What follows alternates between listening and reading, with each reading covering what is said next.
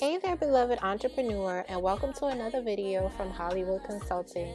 Today, we're actually going to get into an activity that is included in the Crafting Your Business Empowers Her digital course. Before we start, be sure to like this video and subscribe to the channel so that you don't miss out on anything from Holleywood Consulting. In Module 5 of Crafting Your Business Empowers Her digital course, we get into establishing your brand identity. We do this by creating things like brand guidelines. In one of our other videos, we discussed making brand boards using Canva. Brand guidelines and brand boards are similar, but they are different. Brand guidelines typically have more detail than actual brand boards. Today, we're going to get into creating your actual brand guidelines, and we're going to use Canva, which is a very easy tool and platform to use to create all types of things for establishing your brand's identity. Okay, so now we're going to hop over to Canva, and we're going to put brand kits in the search engine, but we're going to also make sure that we click on templates. And then you'll see a bunch of different things go up, but we're going to choose this one and customize it just so you can get the feel of it. The first thing that I'm going to do is add all 12 pages to the document so that everything is right in front of me and I can see everything. Alright, so I'm just going to go through the pages so that you can see what's in this template. About us, you can customize and change the verbiage here. The next page is about your brand, and you can literally customize every single part of this template so that it makes sense to you. The next page is for logo design. You can actually design your logo here and then put a little bit of information about why you have this logo design. The next will be how you want the logo to be used, and this can include the different color iterations and the different placements that you want it to have. So on the next page is your color palette, and you can explain why, and that's where you change this information, but it's literally the colors that you want to describe your brand. And you can always click up here in the corner and change the colors from the photo colors, and if you don't like those colors, you can always click here and pick a color that you like that matches your actual mood and what you want for your brand. Next is a little bit more of a breakdown of the color palette. It is your brand colors, which ones are your primary, secondary colors. This is also important because you also not only include the color that you like, it also includes the code so that you contain consistency no matter what. Say you complete this and you give this to a designer, they can always use the same colors and make everything consistent with your brand because you're including the actual color code combination that can be input into pretty much any system, and keeping your colors and your brand colors pretty much the same and consistent throughout. So this is really important, and it's a cool page to have to be able to share, and I'm going to zoom in so you can see a little bit closer. This page actually consists of just additional colors that you want to have and complement your brand. And again, you can always go up in the corner and change those as well. The typography is the font faces that you want to represent your brand. You can write a little bit about it here. And what's really cool about Canva is that you can always change them very easily. They have so many different fonts to choose from.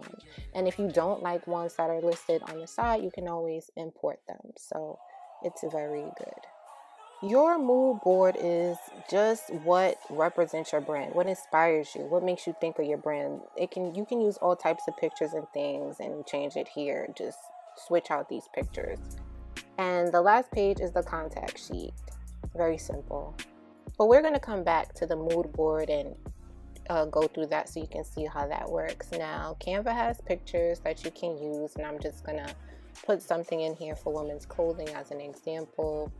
And then, but you also see they have graphics, photos, videos, and different things that you can use. But we're here for photos, and I'm just going to choose some random photos to use that I just like of women's clothing.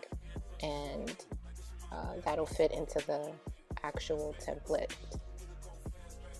So now that I've changed those pictures, I'm going to close that up and then click on one of these shapes which before complemented the other pictures that were there. But we're going to click that and then click up in the corner. And now that I've changed the images, you can see that Canva has also changed the photo colors, which is really cool because it will pull together all the colors from the photos, and they might be complementary colors that you like that represent the moods from your picture. So it kind of takes out kind of the guessing work from it all, and that is kind of helpful. Sometimes it works, sometimes it doesn't, but it does make it a little bit easier for you to pull colors and ideas together in your head from the colors that you put in your mood board.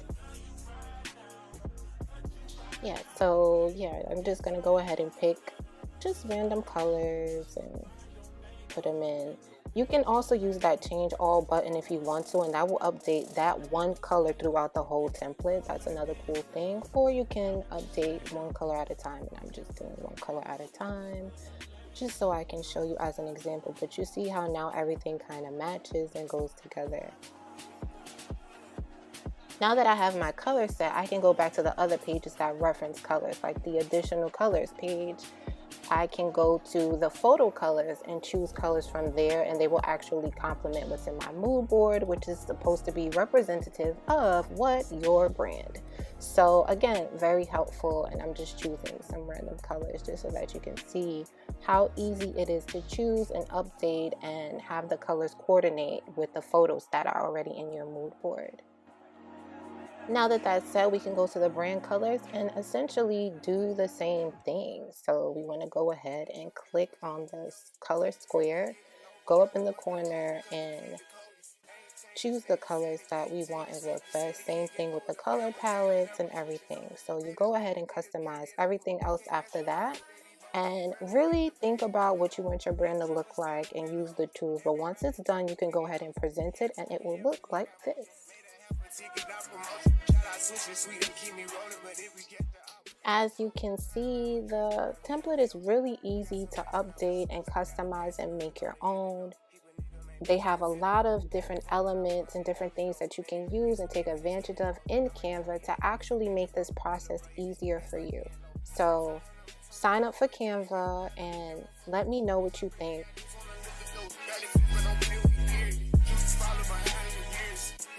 If you haven't already done so, be sure to click the link in the description to take a look at all of our EmpowersHer digital courses presented to you by Holleywood Consulting.